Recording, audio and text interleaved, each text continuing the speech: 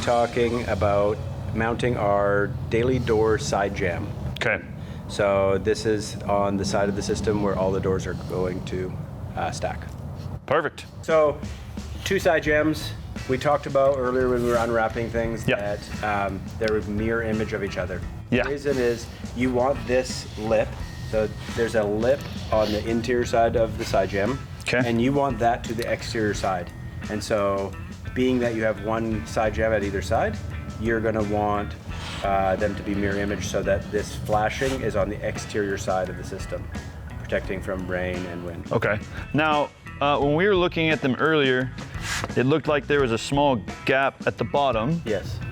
But it looks like this has some movement to it. Correct. How do you know when you're looking at both, which side is the bottom and which side is the top as you're pulling it in? So basically, there's fastener holes. Yep. And there's adjuster holes. Okay. And so as you can see, when the holes are properly aligned, you're going to get 3 holes that show a Phillips head screw. Yep. And those are your adjusters. And then the other 4 will be for fasteners. And you'll see that the holes in the front face here should align with the holes in the back face of this main bolt. Okay. Right? So if for some reason during shipping, this center, it's got springs on both ends that should align it close to where it's supposed to go. But if for some reason during shipping it's moved, you can just move it around until you find align those holes. Okay. So then we know the small side is the bottom, big side is the top, and then we're looking to put that lip on the exterior side. Okay. Correct. Perfect. All right. So we're going to take this side jamb, we're going to stand it in. You can see that on the bottom track, the end cap of the bottom track has a block on the back side of it. Yep. And that fits into this spacing in the bottom of this side jamb. Just like a Lego. Correct. So that's really, really easy alignment. Then you know that the bottom is going to be perfectly on the line. Okay. And then we'll work up. Now that cap is the same cap that we had taken off on this side, right? That's correct. Okay, perfect. Yeah. So the next big part for these side jambs is making sure that the lower portion of that side jamb is sitting flush with the underside of the lower okay. jamb. So a very important part about the side jambs is that we want the bottom surface on the side jamb, this bottom cut, to be flush with the bottom of the lower track. Okay. And so we know that we put 2 blue shims under that the lower track right here at this fastener point. Yep. So I'm just going to put 2 blue shims on this lower surface. So when I sit this side jamb in, it sits on these and it should be perfect. So if you've got a more extreme slope, we know construction is not perfect. Right. There may be a situation where the shims that you have at that first fastener and the shims you have under your side jamb are slightly different. Correct. Okay. At the end of the day, you want to get close, and then before you start putting your fasteners in to the side, you want to get down and check and make sure. Sure. And it should be within a 1/16 of an inch. Okay, perfect. All right, so we're gonna lift this up. We're gonna slot the bottom in first, and it goes around the notches on that lower track. Sits, the main body sits on those shims, and this inner part actually sits on top of that bevel on the exterior side of that lower track, right? So you get a really nice tight nice and tight there. Yep. So now we're gonna stand this up. You're going to hold it close to where you feel like that's on the center line. Again, all those holes that are pre-drilled from production are pre-drilled on the center of this extrusion. Okay. So as long as you're going through those fastener holes that we placed and aligning those on your chalk line, you know that should have no lean. Okay, perfect. So you can see here, if the bottom is sitting correctly where it's supposed to, and this flashing is sitting on the exterior bevel, these holes are automatically going to line up perfectly. As long as your side jamb is sitting in the right spot in accordance with your lower track, we know that all those holes are going to line up and everything's going to go together right. So if you feel like there's some misalignment here, it's probably because the lower part of this side jamb is not sitting flush. Okay. All right. Now, as you said, some of these holes have metal shown, like silver metal. That's not where we're putting fasteners. Correct. That's the adjuster point. Okay. And so there should be no hardware in behind these fastener holes. Okay, got it. So I can put this screw through, and there's a hole in the back of that side jamb.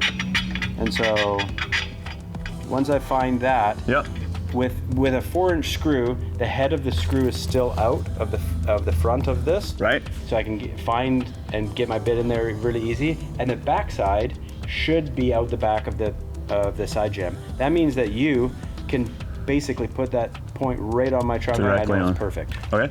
Okay, so I'm pulling this side jam off a little bit so that I can see where that gold screw is touching. Correct. And right now you look like the point of that gold screw is right on the red chalk line. Okay. So I know that I'm good to drive that fastener in. Yeah. And so I'll basically just start and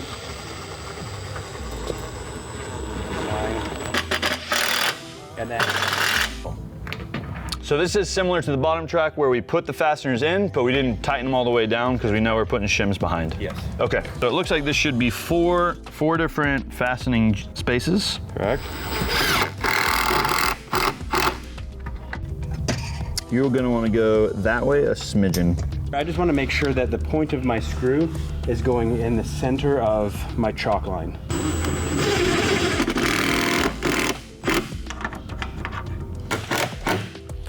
Now, if we put our fasteners in the right spot, Yep. then we shouldn't worry about having to plumb this way. Only this way. Correct. Okay. So really I can set my laser out on the exterior or the interior Yep. and shoot an edge of this side jam. I like to set this right on an edge Okay. of this. It makes it simple to kind of see that I'm having the line on this radius here. Yep. The other way to do it is set it off and use a tape measure to measure to the line and make sure that you parallel it all the way up. Okay. But I'm a visual person, so I like to do this. If I put these shims below Yep. the fastener, when I tighten the fastener up, it's actually going to turn and push this other end into that bottom track. That's what I want. So I don't want to necessarily be above the fastener because as I tighten, it could bow that side jam away from this. Makes sense. So really, I want that. Get a good tight seal. Correct. Okay. So I'm going to start with one underneath. Uh-huh. Come up on the backside, and then really, with these tapered shims, I want as tight of a seal between my side jam and my lower track here. Yep. Right, so I can take a rubber mallet and I can push these shims, and it's really gonna press that side jam into my lower track. All right. Now, if I'm looking and the exterior seal is tighter than the interior seal, Yep. I might have to add an extra wedge shim on the inside to get that configured correctly. Okay. This one looks really, really nice and tight. That's if the side jam is twisting. It's not if it's moving front to back, it's if it's twisting It's around. twisting, yeah. So Okay. if the framing is twisted, Yep. I might have to have tapered. That's why I like the tapered shims. Okay, so you can stand and look at that green line. Yep. And as I push these shims together Yep. or pull them apart, it's going to move that side jam in and out Right. I would say right now you need to go out. that way. Yes. And approximately how much? 16th. Okay. So naturally, as I run a screw in, Yep. it's going to move it a 32nd, Yep. maybe a 16th. I want to be as close as possible, so you think I could go in a little bit more? Just a skosh more. Okay. Yeah. How does that look? That looks good from here. If we did our job well on our lines, then it should be plumbed the other way. Now, we want to check it. All right, so section 3 is done. That's the side jam. That's the daily door, the stacking side jam, Okay. where all the panels are going. That is in plumb both ways. It's sitting even with the bottom of the lower track. Yep. So we know it's sitting in the right height. And now we're ready to move to phase 4, and that will be installing the top track. Perfect. Let's do it. Cool.